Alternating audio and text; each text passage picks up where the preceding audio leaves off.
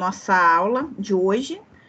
E aí, como estamos analisando todos os procedimentos do juizado desde o início, já analisamos a sentença, falamos até sobre embargos de declaração na aula passada, mas de forma muito superficial, e por isso que preferimos trazer hoje uma aula só de embargos de declaração, e aí com casos concretos, para que vocês possam realmente visualizar os casos que se usam, a forma que você direciona a peça, né? E aquela questão da objetividade de uma peça muito bem escrita, mas sem muitas delongas grandes. Eu falo isso porque essa semana uma amiga minha que é servidora até da Justiça Federal, ela falou: Evelyn, poxa, fala lá com seus alunos, os mentorados, para que escrevam menos na peça. Por exemplo, ela pegou lá uma contestação com 40 e 50 folhas. E aí, como ela está com meta para cumprir, ela analisa as peças, os processos que têm menos peças no processo e deixa essas que têm 40, 50 páginas para um outro momento. Então, um excesso de informações que às vezes é até desnecessário na peça, você já está até retardando a análise do seu processo, do seu cliente. Então, são coisas assim que a gente traz na prática que está aí. O tribunal está aí, ela mesma é servidora do tribunal aqui do Rio de Janeiro, Regional Federal, e ela falou exatamente isso: ó, nós temos que cumprir meta, nós temos tantos processos por semana, porque eles sofrem uma cobrança em relação a isso, e quando tem peças muito grandes, muito extensas, a gente deixa para analisar no segundo momento, em relação à prioridade. Então, é nesse ponto aqui que a gente tenta trabalhar para que a gente possa ter peças bem escritas, bem redigidas, mas de forma direta e objetiva. Então, eu vou aqui compartilhar a tela com vocês para abrir aqui o nosso primeiro slide.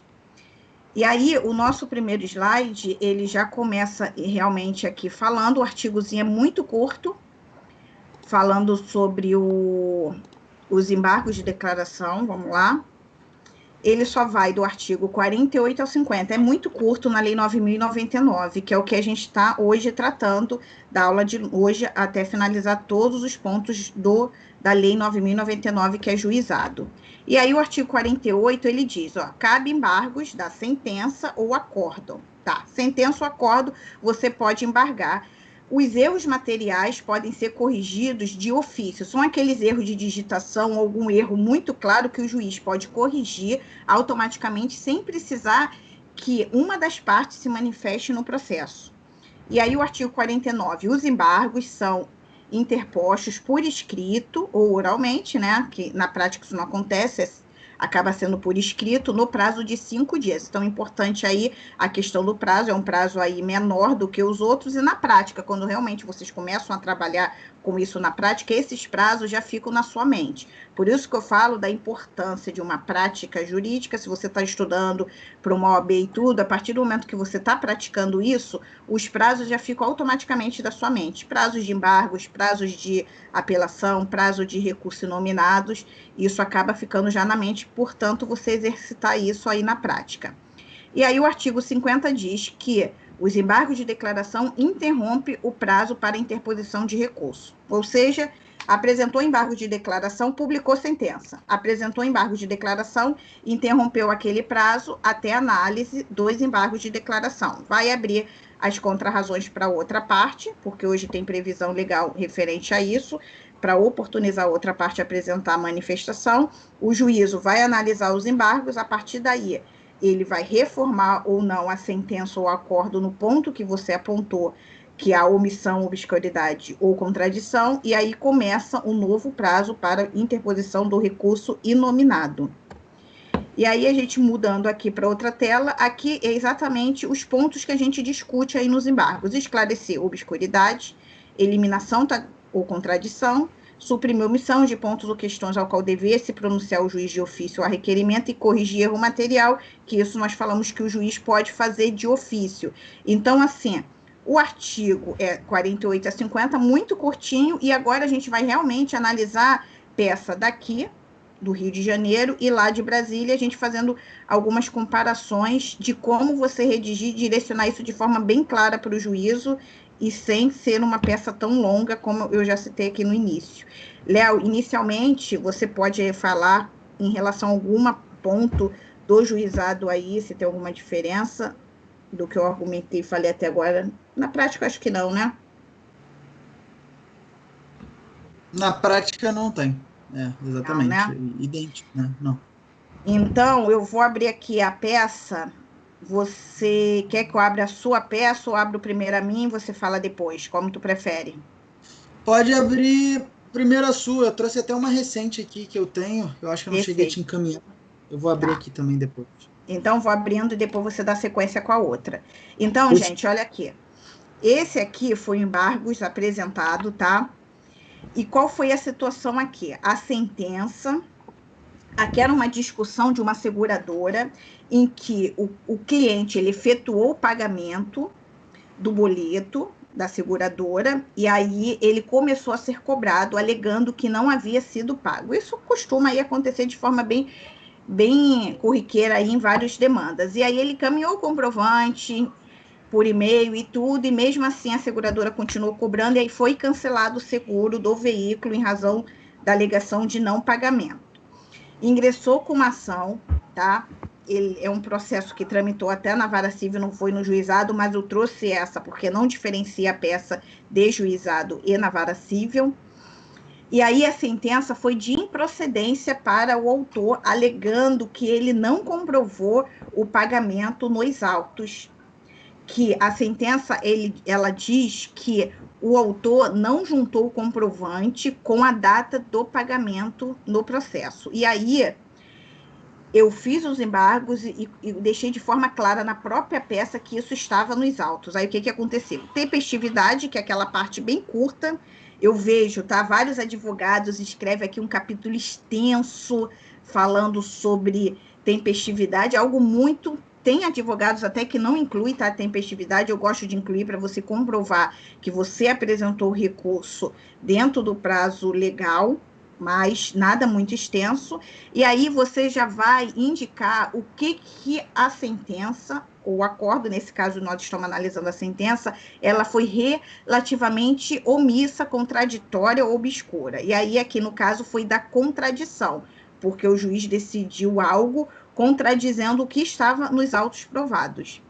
E aqui, ó, tanto que eu marquei aqui o que ele afirma na sentença, ó, não consta a data do pagamento do boleto, folhas 27, vencido em 7/12. Por outro lado, o boleto de folhas 28, vencido no dia 31/12 de 2016, somente foi pago dia 9/1 de 2017. Há, claro, ilícito contratual praticado pelo demandante, de sorte ser possível apenas a rescisão contratual, contudo, sem qualquer ressarcimento ao dano. Então, assim, tem toda uma dinâmica que o pagamento foi realizado até com atraso, o segundo realmente foi, mas porque ele não recebeu o boleto, além dele solicitar, pedir, ele não conseguia nem acessar para pegar a segunda via, e tinha todo esse histórico narrado na peça, e mesmo assim a sentença foi de improcedência. E aí, o que aconteceu? Aí apresentei isso, daqui eu venho e informo de forma direta, então não repito mais nada, porque eu quero simplesmente debater com o juízo aquele ponto que eu não concordo. Então, fui muito direta na peça. A sentença não analisou os documentos apresentados nas folhas tais. Eu indico as folhas porque a importância disso, você facilita o juízo. Quando você informa as folhas do processo, você já facilita, ele vai lá diretamente na folha. Se você falar, comprovo nos autos que está lá. Ele não vai abrir documento por documento. Vai dar aquele despacho mantendo a decisão, se tiver que reformar, não vai, porque acaba sendo feito um trabalho de forma muito automática, então muitas das vezes não vai ter essa cautela. Então, quanto mais detalhe você colocar direcionado para facilitar o juízo, melhor. E aí coloquei que a data, com vencimento no dia 7/12 no valor tal, efetuando o pagamento no dia 2/12 de forma antecipada, aguardando a chegada dos demais boletos. Eu ainda recortei o boleto e coloquei ele aqui. Eu costumo fazer isso em algumas peças para poder facilitar o juízo, tá? E aí aqui ele, não quer abrir, ele já vê aqui, só vai lá confirmar se realmente o documento está. Então, às vezes eu colo até a informação no corpo da petição para facilitar o juízo de uma futura, não vou abrir lá ou está dando algum erro no sistema, a gente sabe que essa situação realmente acontece. E aí ele vai e verifica que o documento está, ele só abre para ver se é o mesmo documento que está nas folhas, aí analisa de acordo com o que está no processo. E aí aqui eu falo, ó, no dia 29 de dezembro, a empresa ré enviou ao autor um cartão de cobrança referente ao boleto 7/12, no valor tal, informando do cancelamento automático, caso não fosse feito o pagamento, cobrança de um boleto que já estava pago pelo embargante. E aí, por fim, eu vou e junto do outro boleto, comprovando que estava pago, e alego que o pagamento teve o atraso não por erro do autor, mas por erro da própria empresa, que não forneceu meios de acesso e nem enviou a ele um tempo hábil para pagamento. E a importância aqui, só de citar os protocolos de reclamação, que teve, sim, tentativa, porque assim, não adianta, é o que eu falo, aquela questão, alegação vazia. Você faz uma alegação, mas você não prova que você tentou algum acordo de forma administrativa. Isso você comprova com juntadas de protocolos, com juntadas de reclamações feitas em relação à empresa e tudo. Então, é importante essa comprovação de documentos ou então informações dos protocolos. E aí nós pedimos que fosse analisado esse ponto, né, da contradição, pedindo o acolhimento dos embargos nesse sentido. Foi negado, tá? O juiz entendeu que não há nenhum tipo de contradição em relação a esse caso, mas a gente não poderia deixar de apresentar esse tipo de recurso inicialmente antes de levar para um recurso de apelação, e agora, nesse processo, nós apresentamos apelação. Lembrando que é um caso de vara civil, por isso que foi apresentado apelação. No caso que nós estamos analisando é juizado, então, nesse caso, se fosse um juizado, nós apresentaríamos o recurso inominado, que vai ser o assunto da próxima aula, que nós vamos trabalhar aí do recurso. Léo, agora eu vou abrir para você. Perfeito. Tá ótimo, Evelyn. Obrigado aí, né, pelos esclarecimentos iniciais. Enquanto... você já fechou a tua tela? Não, tá fechando ainda, né? Espera aí que tá eu vou fechando aqui, vou descompartilhar. É só esclarecer realmente nesse primeiro momento que, como vocês já viram, existem as hipóteses aí para a oposição dos embargos de declaração, né? E aí, dentre essas hipóteses, a gente tem a obscuridade, a contradição, a omissão, né, e o erro material, que no caso da 9.099 tem previsão para que o juízo o faça de ofício, né? No Código de Processo Civil também tem essa disposição lá no 1022. Mas fato quando a gente fala, isso é interessante comentar, porque quando vocês formularem o pedido, isso vai influir justamente no que você está identificando naquela decisão, né? No caso aí do juizado, a gente sabe que vão caber os embargos de declaração em face da sentença e do acórdão.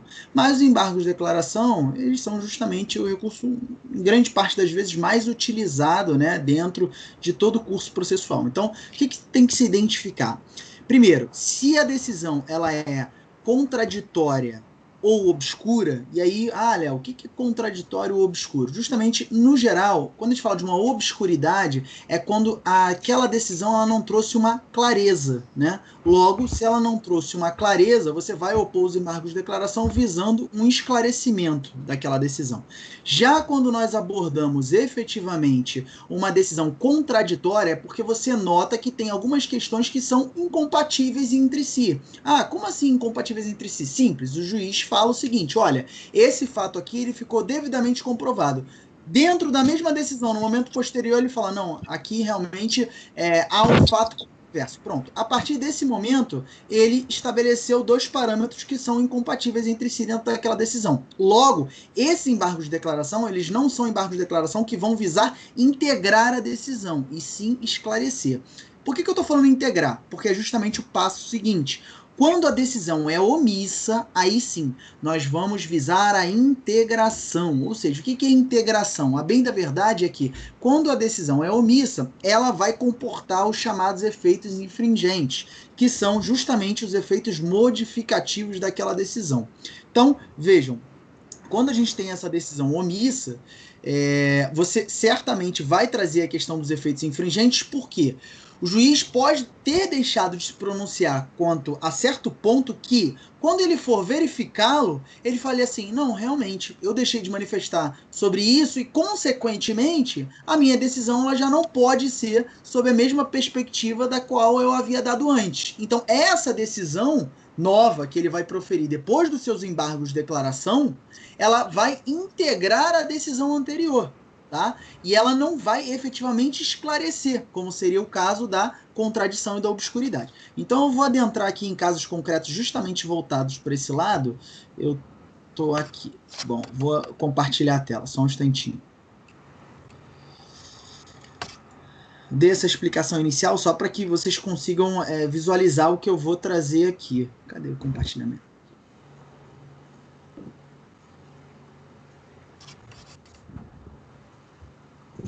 Estão visualizando minha tela?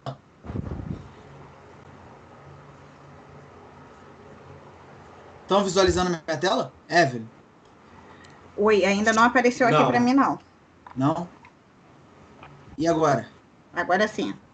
Beleza. Então, eu vou trazer primeiro esses embargos de declaração, que por sinal nós falamos na última aula, tá?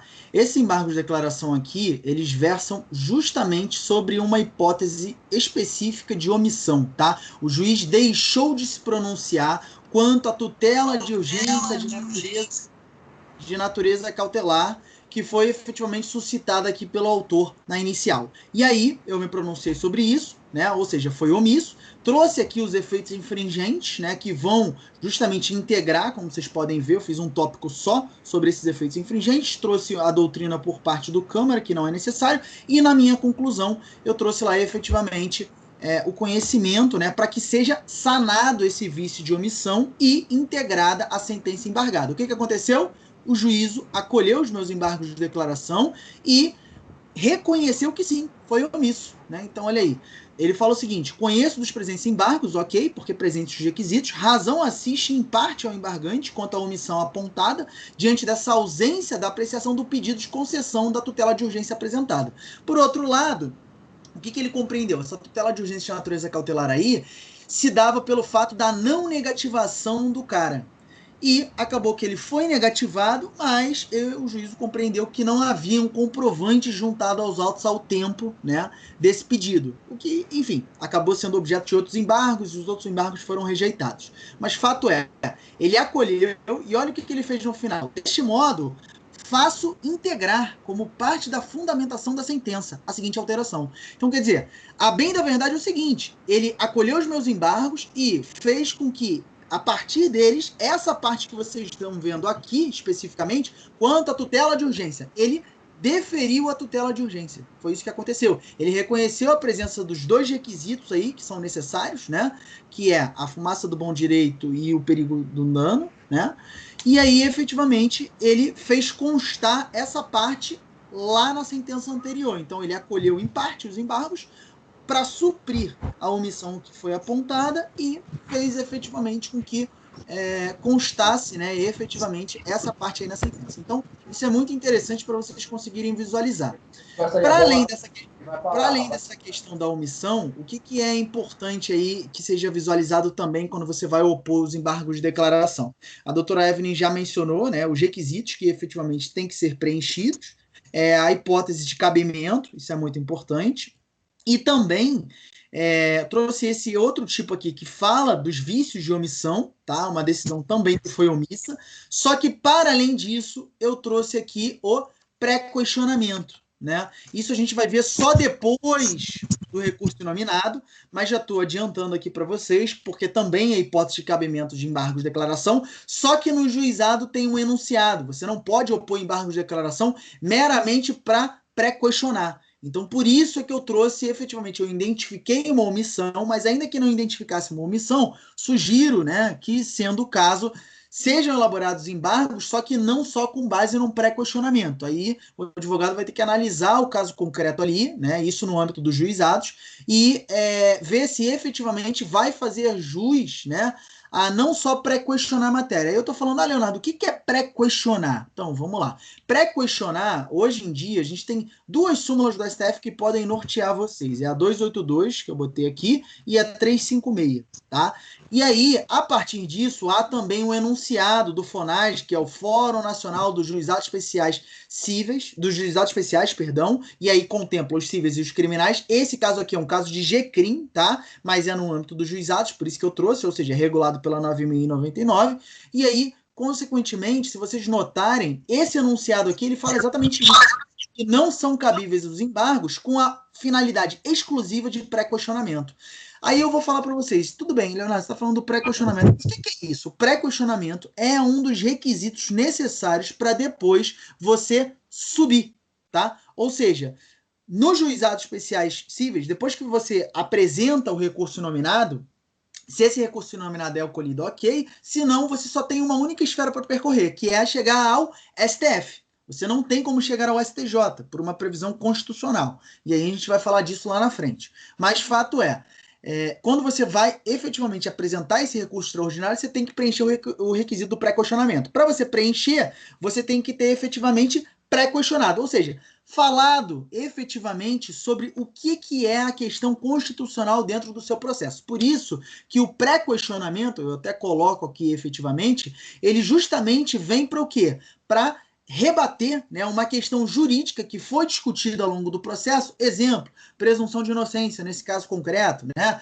Ou às vezes você está ferido ali o contraditório em ampla defesa, e você deixou isso bem ressaltado, escrito, mas não botou o artigo específico. O STF também admite o pré-questionamento implícito. Então, todos esses requisitos, né, eles são relevantes quando você for analisar esses embargos de declaração. Esse é o momento que a gente vai falar depois, mas como o objeto hoje são embargos de declaração, essa também é uma hipótese de cabimento no juizado, não única e exclusivamente, como vocês viram ali pelo enunciado do FONAGE, para pré-questionar. Tá? Ou seja, você vai ter que trazer eventualmente uma omissão, uma obscuridade ou uma contradição. E aí, lembrando sempre, né? A omissão ela vai integrar. A obscuridade e a contradição, ela não integra, elas vêm para esclarecer, tá? Então, vejam, contradição e obscuridade não tem o efeito modificativo ou os efeitos infringentes. Já a omissão tem o efeito modificativo e os efeitos infringentes. O que significa dizer?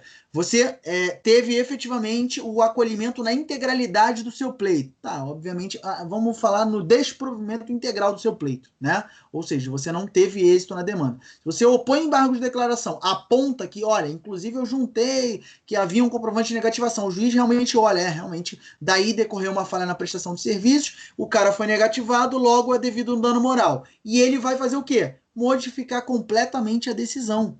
Esses são os embargos de declaração que contemplam uma omissão e tem, consequentemente, o efeito modificativo. E vai fazer o quê? Integrar a anterior e modificá-la por completo, ou ainda que parcialmente. O meu caso modificou parcialmente, que foi o exemplo que vocês viram. Então, eu acho que dito isso, essas são as hipóteses de cabimento dos embargos. É sempre bom o advogado estar atento, né? Efetivamente ao que ele vai trazer em sede de argumentação. Vou aqui fechar o compartilhamento e eu acho que é isso, Evelyn. Em termos de explicação quanto ao recurso de embargos de declaração, seriam esses os requisitos que eu acho que tem que ser aí principalmente ressaltados. Até o Alexandre Câmara trata assim de forma bem expressa, né? Quando você tem um pronunciamento decisório que falta com a clareza, certamente você tem ali uma obscuridade. Quando você tem um pronunciamento decisório, e aí eu estou falando pronunciamento decisório, decisão do qual você tem gênero, espécie, sentença e acórdão, né? Então, consequentemente, quando você tem uma contradição, é que você vê que aquela decisão ali, ela tem dois postulados que são incompatíveis, né? Então, por exemplo, o cara disse que esse fato daqui está provado e depois ele fala, não, realmente, isso aqui é um ponto controvertido. E aí, isso é uma contradição. E a omissão, aí já é mais óbvio, né? Quando você não identificou algo que tenha deixado de ser apreciado, que é o meu caso que eu mostrei no exemplo, deixou de apreciar a tutela de urgência. É isso. Muito bom, Léo. Ainda mais essa explicação que você fez sobre o que modifica, né, o que infringe, isso aí é muito bom, porque realmente na prática, isso as pessoas realmente não aprendem aí na faculdade, no estudo. E aí, gente, abrimos agora aí para as dúvidas, lembrando que agora a gente vai tratar com assuntos com menos tempo, até porque outras pessoas têm aulas depois, então nós estamos reduzindo aí o tempo da nossa aula com temas curtos, porque aí a gente consegue abordar num período aí pequeno de tempo e agora tirar dúvidas, e aí depois cada um seguir com as aulas, que eu sei que outras pessoas aí têm vários compromissos de aula e de outros compromissos. Então vamos abrir aí para dúvidas aí para vocês.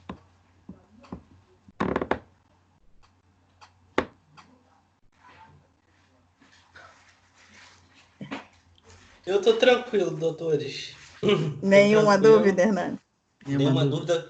Consegui chegar dentro do horário, né? Vocês Que bom. atrasaram um pouquinho, eu também tive uns contratempos, mas mais uma vez vocês estão de parabéns, muito bem didáticos, e anotei aqui tudo certinho, e assim, super esclarecedor. Que bom. Que bom. E aí, outras aí Taiwane, tem o Alan, né? Tem a Tayane, tem o Fael e tem o que? O Gustavo, né? E o Alan. Se vocês tiverem alguma dúvida, podem falar. Doutor Leonardo, quando Sim. tem a questão do efeito modificativo, a outra parte pode rebater? Sim, sim. Tem que ser sempre, quando você tem a questão, na realidade, né, nos embargos de declaração de uma forma geral, é até interessante seu questionamento, eu vou compartilhar novamente aqui, pelo seguinte, olha só. Nesse caso concreto aqui, Tayane, que você viu a questão dos efeitos modificativos, foi oportunizado contraditório para a parte contrária, né? Porque você vai ter certamente um efeito que vai afetá-la, né? Exatamente esse ponto que você tocou. Então, são 5 dias oportunizados para a parte contrária. E aí, no meu caso aqui, a parte contrária não falou. E, consequentemente, a juíza decidiu dessa maneira, tá? De qualquer forma, eu vou abrir aqui efetivamente, porque nesse caso não, perdão.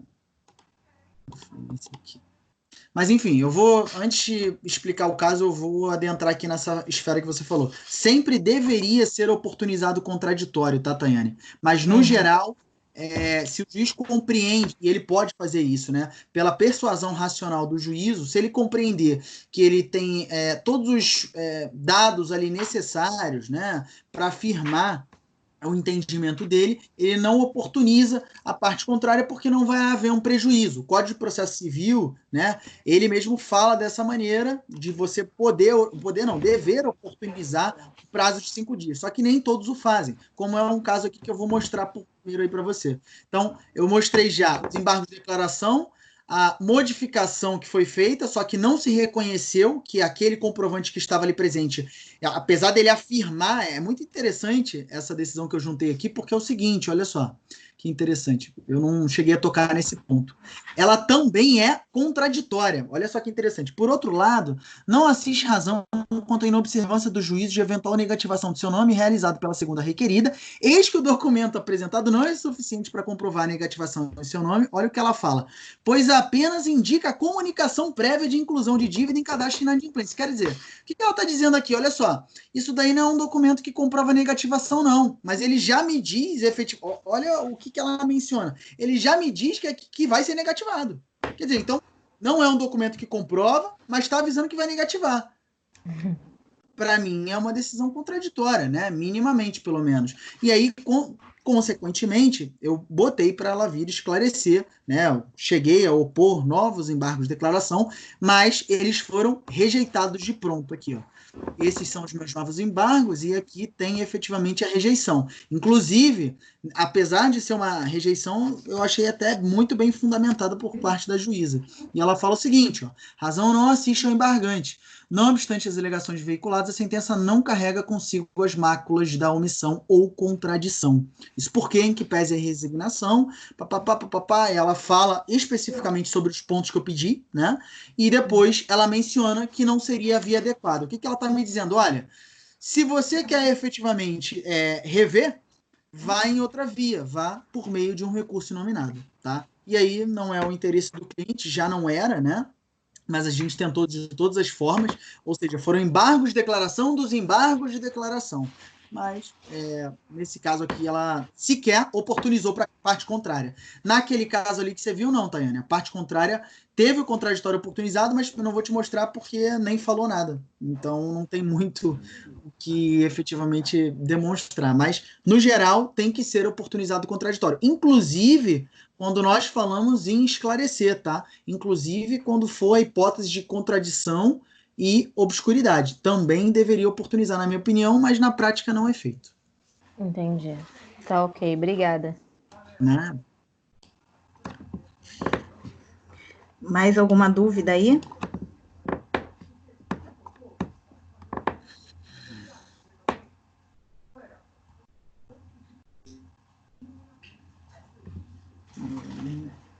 Nenhuma dúvida. Não, podemos finalizar, gente? Alan, Fael, alguém quer falar mais alguma coisa? Tranquilo, né? Não. Gustavo falou que é Agradeço a tranquilo. oportunidade. Tá bom, também não. Então, gente, agradeço aí vocês mais uma vez pela presença, tá? Próximo tema, vamos analisar o próprio recurso inominado, né? E aí vamos apresentar os pontos, então a importância da gente fracionar isso e debater aí todos os temas até finalizar a Lei 9.099. Agradeço a todos mais uma vez pela presença e até a próxima aula. Boa noite aí para todos. Boa noite. Beijo. Boa noite. Obrigada, boa noite, doutora.